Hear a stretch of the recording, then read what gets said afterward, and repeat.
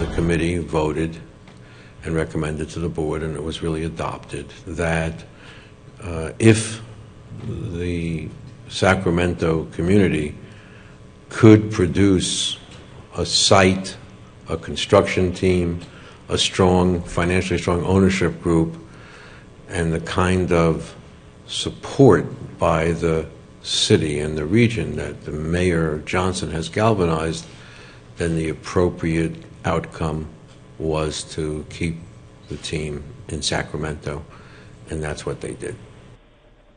That's NBA Commissioner David Stern following a vote from league owners favoring keeping the Kings in Sacramento, meaning that 22-8 vote means the league will also possibly reject the Kings' sale to a Seattle group led by investor Chris Hansen. We are joined by Mark Stein with more insight on this story. And Mark, explain to us why it matters to league owners where the Kings ultimately end up. Well, I think it actually matters as much to David Stern in the last, we're under a year now left in his ownership tenure. I think he's been working very closely with Vivek Randive, who's heading the Sacramento group. When Sacramento started stepping up in the way that it did, David Stern really supported the idea of the team staying, and kind of the mantra at the press conference afterward was the incumbents had the advantage this time. And when Sacramento stepped up and basically did everything they could to match this mammoth offer that came from Seattle, that's what really kept the team in Sacramento. Mark, this, as you mentioned, this story has had plenty of twists and turns, whether it be Sacramento or Seattle, both cities feeling that they had the lead in keeping the franchise or getting the franchise. What is the ultimate objective of the Maloofs in this proposed sale? Well, the sale is effectively ended now. The vote today was specifically on relocation, and the 30 teams, the vote was 22-8, as you mentioned. So relocation to Seattle has been rejected. That effectively, though, kills the sale agreement. George Maloof acknowledged that after as well. David Stern said so, that basically that sale agreement is not going to be executed. So the issue now is, can the Maloofs be convinced to sell the team to the group led by Ranadive? And to this point, kind of the sense around the league has been that the Maloofs didn't want to sell to the Ranadive group, but David Stern has expressed confidence that they will get the Maloofs to a place where they are comfortable selling the team to them. NBA bylaws say that the Maloofs have the right to keep the team. They're not obligated to sell. Really, the only thing that's assured now is that the Kings aren't going anywhere. They're staying in Sacramento. But that's still a pretty significant hurdle that has to be cleared, a sale agreement between the Ranadive group and the Maloofs. What are the issues that the Maloofs have with this Ranadive's group? Really, I think it's that they've wanted to keep Chris Hansen involved in some way. Chris Hansen led the Seattle group, put together a massive offer that was originally valued at $525 million, raised to $625 million in the last week.